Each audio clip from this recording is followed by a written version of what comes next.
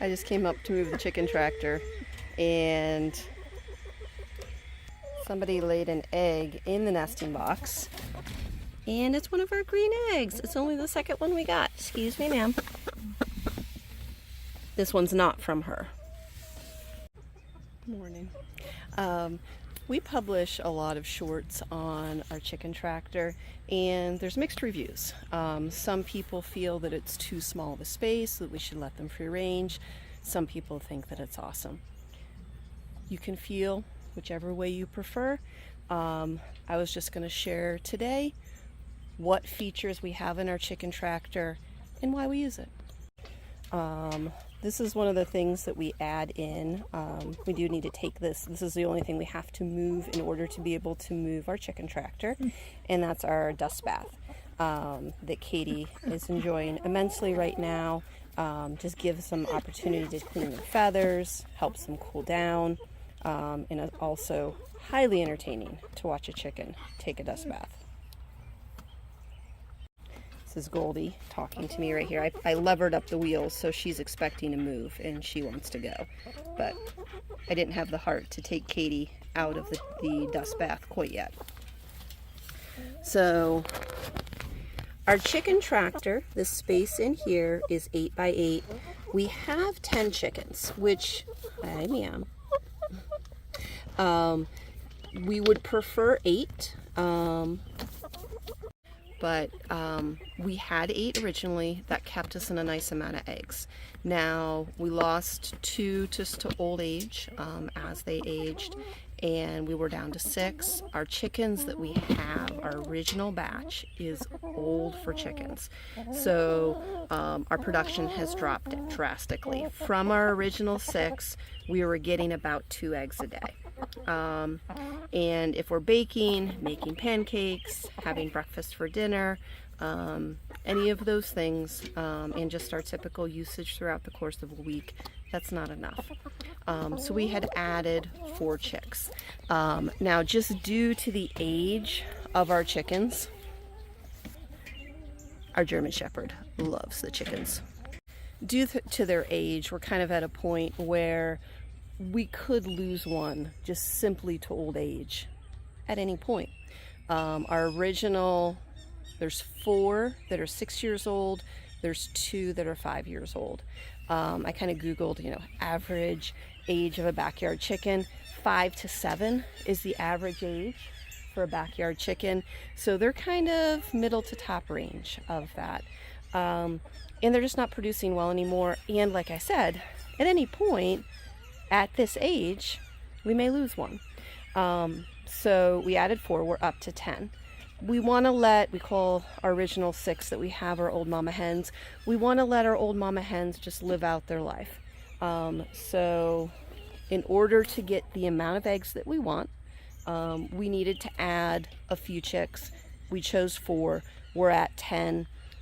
So ideally, that is the most amount of chickens that we would put in this 8 by 8 space. So the chicken tractor is 8 by 8. There's multiple perches in that space that they can get up on because they do love to perch or roost at night. Now this side is complete hardware cloth to allow air ventilation through. A large part of the roof is covered to provide shade on the hot days. Now going around to the back here, we have our chick lift. This is not an affiliate, but it is the best way that we have found to be able to move a chicken tractor. Now our chicken tractor used to be 4 by 4 by 8. It was too heavy. So that's why, no, 8 by 8 by 4. Sorry, misspoke there. 8 by 8 by 4. It was too heavy. So we shortened it some in the interest of making it easier to move, and so that I could move it myself, because my husband always had to be the one to move it. Now on this side, a large portion, we're kind of close to the butterfly bushes here, a large portion of this is covered in the roofing panels, again for shade and protection in case of storms. We did put one panel there of wire to allow ventilation. So if there's a breeze, they get a nice cross breeze and cools that down in there for them. Now the space in front here is to allow them to get out in the sunshine and good ventilation. We made this space a little bit lower, again, just with the idea of keeping it lighter, because if we'd come up higher, we would have added more framing and that kind of thing. And it's just every single thing that we add adds more weight. This door right here is to access, to reach in to put the dust bath in and out, and to access their water. So they've got this water here that stays clean. We have really liked these simple drink cups because they just don't get as much dirt in them as some. And then we've got their feeder hanging here, again, that moves with the chicken tractor.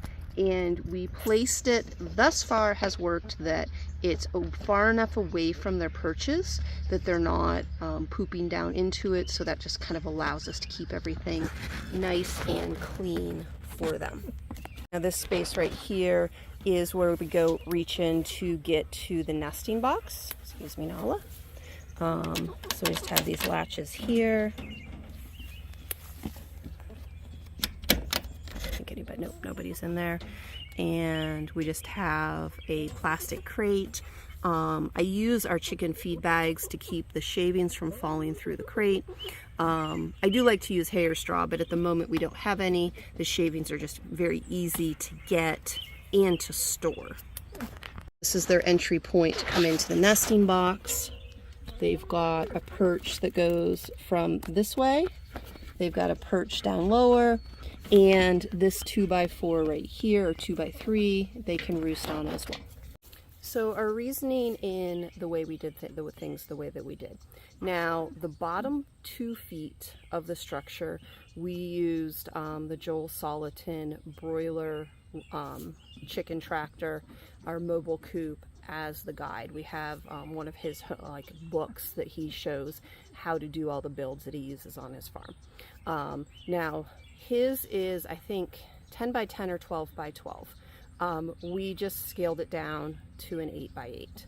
Now, our yard, there's a lot of trees, there's a lot of landscaping, that kind of thing. If we made it 10 by 10 or 12 by 12, there's many places that we could not maneuver this in. So making it 8 by 8 allows us to get to more places, allows more fresh, clean grazing space for our chickens. We made it this space so that it's light enough that I can move it. It used to be same 8 by 8, but it used to be 4 foot tall. It was too heavy. So we made it shorter. We did the slanted roof in order to make it lighter. They get moved 3 times a day through the backyard. So there's 64 feet of grazing space within this tractor. So every day they're getting a minimum of 128. Sometimes it's 2 moves, almost always it's 3. So almost 200 feet of fresh grazing space every single day. That gives them fresh grass, it moves them away from their manure, and it gives them a fresh set of bugs to eat. Our yard has gotten way healthier over the past 5 years of using this method to graze them, and we haven't lost a chicken to a predator. We have a set of Cooper's hawks that fly over multiple times a day. If I'm outside, I see them go over, and I see them go over low. They live on birds. I have a colleague who said he had a Cooper's hawk go into his chicken coop and kill one of his chickens. So thus far, now I'm not saying this is 100% predator proof, because as soon as I say that, a coon, a possum, something's going to get in there. But at the moment, after 5 years of using a chicken tractor, and I think this one's more secure than our last one, we haven't lost a chicken to a predator. So this improves our yard, gives them fresh grazing space. Our chickens have stayed very, very healthy. When people find out that we've had chickens as long as we have and have only lost 2, and only lost those 2 to old age, they're shocked, because there are so many stories out there of people losing their chickens to Cooper's hawks, raccoons, owls, possums. A friend of the family lost a flock, I think of 20 or 30, to what they think was a weasel in one night.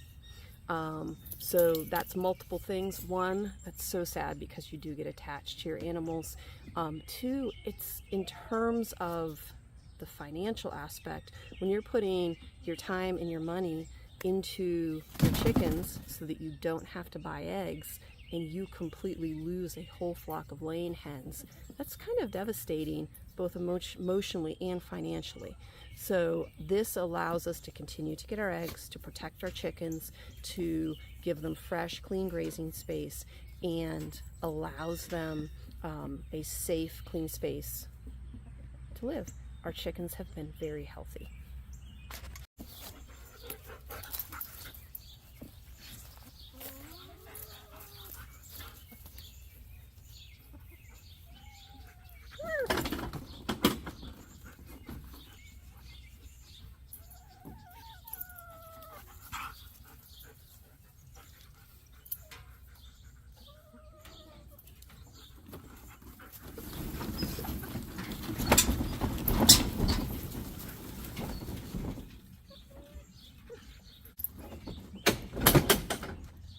So this is the chunk of space they were in. Oh, somebody laid an egg back here. The chicks have not quite figured out to always lay their eggs in the nesting box. So you can kind of see how much disturbance there is to the grass after the amount of time they typically have, how much manure there is, and you can also see that we have a couple of our chickens are molting. For those that aren't familiar, chickens molt, lose their feathers typically once a year. Now, this is the earliest we've ever had chickens going into molt. We actually had one that I think went, oh my goodness, like 3 weeks ago. So the chickens that are older are molting earlier. When they go into molt, they quit laying eggs. So 2, possibly 3 of our old mama hens are possibly shutting down egg production until next spring, which is pretty sad. So I'm very glad that we added our chicks to the flock. Because if 2 are shutting down and or 3 are shutting down out of 6 and we're only getting 2 eggs a day, we're probably going back to 1, if not less. Come in, ladies.